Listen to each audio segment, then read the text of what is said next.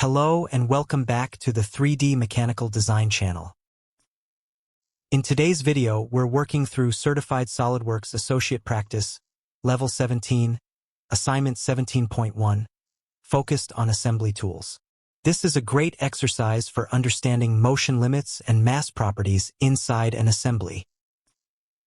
As always, start by opening the drawing so we can review the problem setup.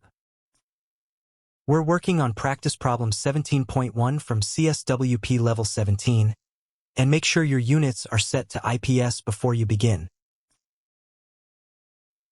For this exercise, the key tool we'll use is collision detection. It's essential for accurately defining motion limits inside the assembly.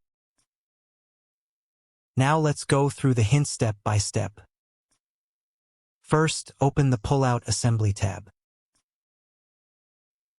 Next, collision detection should be used to determine the range of movement of the pull tab. This allows you to capture both extreme positions, fully compressed and fully extended without parts interfering. Once these two positions have been determined, the next step is to check the center of mass for each configuration, compressed and extended.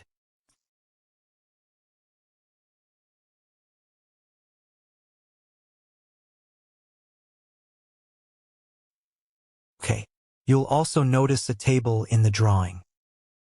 We're not going to rely on those values during the solution. They're mainly provided as a reference for checking your results. Make sure you open the folder with all SOLIDWORKS files before starting. If you don't have them yet, you can download the complete 3D model using the link in the description below. And as always, if you find this video helpful, don't forget to subscribe. New tutorials are posted every week. Give the video a like as well, it really helps support the channel.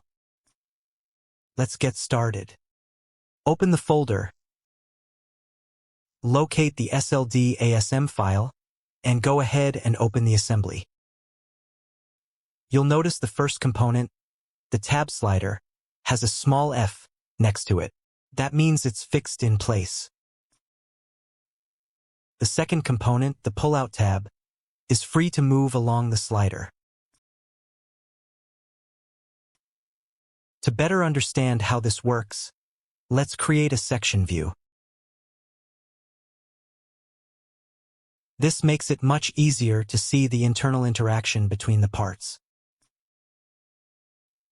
Now let's move on to the key step, applying collision detection. Go to the Move Component tool, enable collision detection, and make sure Stop at Collision is turned on. As you drag the Pull-Out tab, you'll see that it stops exactly where interference begins. It can't go beyond the limits of the tab slider, which is exactly what we need to define the motion range. Let's position the Pull-Out tab in the fully compressed state first. Once it's in place, go to Evaluate, Mass Properties, and run a rebuild to make sure everything is up to date. Now let's check the center of mass coordinates SAD face. The X value is 0, which matches the drawing. The Y value is 0.027, also consistent with the reference.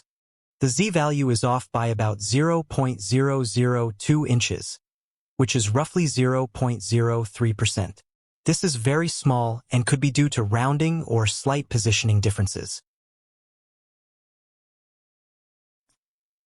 Quick tip: if you want to show both compressed and extended positions in a drawing, you can use the Alternate Position View tool. I've covered this in a separate video. You'll find the link in the description. Now let's move on to the extended position. Drag the Pull-Out tab in the opposite direction until it reaches the second limit defined by collision detection. Open Mass Properties again and check the coordinates. As you can see, the X, Y, and Z values remain consistent. That confirms we correctly defined both motion limits using collision detection. If this walkthrough helped you, feel free to like the video and leave a comment with what you'd like to see next. Thank you for watching.